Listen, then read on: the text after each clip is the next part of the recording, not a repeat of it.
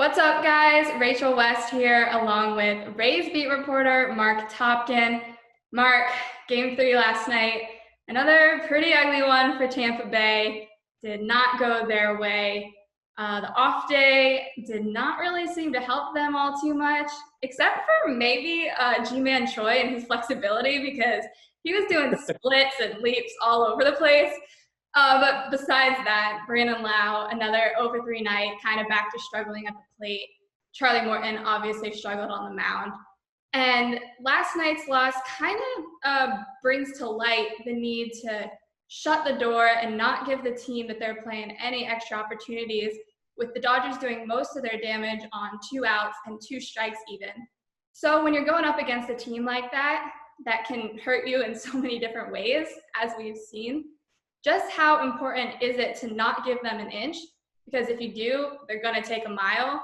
And how small is that margin of error? Yeah, I think you summed it up pretty well, Rachel. I mean, the depth of the Dodgers lineup, the talent of the Dodgers lineup, the Rays knew that coming in.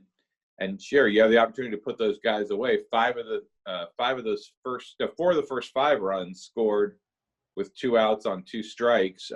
Charlie Morton just not able to get the put-away pitch, not able to end the innings. Hit batter with 2 outs, led to some trouble. Just not being able to close it out, and that was unlike what Charlie Morton typically does, especially in the postseason, and definitely against whatever kind of game plan you'd have for the Dodgers, which would be to not give them any additional opportunities. I mean, they work some really good at bats, but if you get to 2 strikes, you got to find a way to get those guys out, or at least have them be on the defensive, not being able to take aggressive hacks. And the Rays saw how much firepower they have. And I mean, the final margin, you look at it, you say 6-2. Okay, that wasn't bad, but that was one of those games that felt like a lot larger margin than what the final score was. And obviously, the Rays added one of those runs in the ninth, so 6-1 going into the ninth there, and it felt like a lot bigger loss than it really was, and certainly puts some urgency on tonight. Yeah, definitely true. We'll see how they can respond.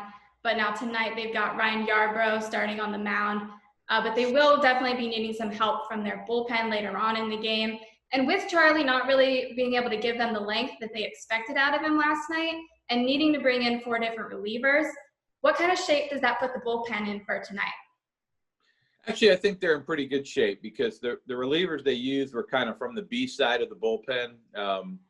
The main guys that they've been using when they've had leads, obviously, in situations where it's high leverage, Castillo, Fairbanks, and Nick Anderson, none of those guys got used, so they'll all be available tonight. And Kevin Cash kind of brushed this question off when I asked him after the game last night, but it's got to be in the Rays' heads that tonight is the must-win game because Clayton Kershaw is pitching for the Dodgers tomorrow night. Clayton Kershaw pitched really, really well in Game 1. If Clayton Kershaw takes the mound tomorrow night with the Dodgers up 3-1, just the emotion and the energy from that dugout to get that game and seal that off and win the series tomorrow night with Kershaw on the mound is going to be incredible. So if you're the Rays, you don't want to get to that situation. You need to win tonight's game, even this series up. Guarantee it's going to go to a Game 6 so that even if Kershaw is dealing again, you've still got a chance on Tuesday night. So I think this is this is a must-win game for the Rays, really, no doubt about it. Yeah, they'll definitely need to play with some sort of urgency, but yet still not be too panicked about it. And going off that offensively, just how important is it for them to come out and respond to last night's loss in the same way that they did to the Game 1 loss? Kevin Cash said last night that the team plays better when they have early leads, which seems to make sense. So just how important is that going to be for them?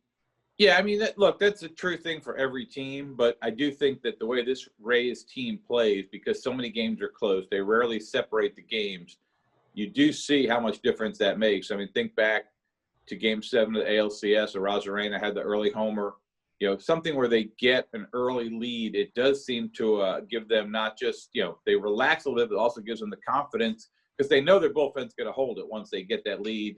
And they get to the 6th or 7th inning, or some cases the 5th inning, or fourth inning, whenever Kevin Cash decides to go to the bullpen. But I do think there's also a mental hurdle there, is because they've seen what the Dodgers can do, and they know how tough the Dodgers lineup is. I think getting on top will allow them to play a little bit more relaxed and a little bit freer, and also just be able to continue to add on. And it's got to be more than Randy Arozarena. We've talked about this a couple times on your show here, and Brandon Lau, we thought he was back. Then last night he didn't look at all like he was back. I mean, Austin Meadows has had a couple good swings, but still not much yet.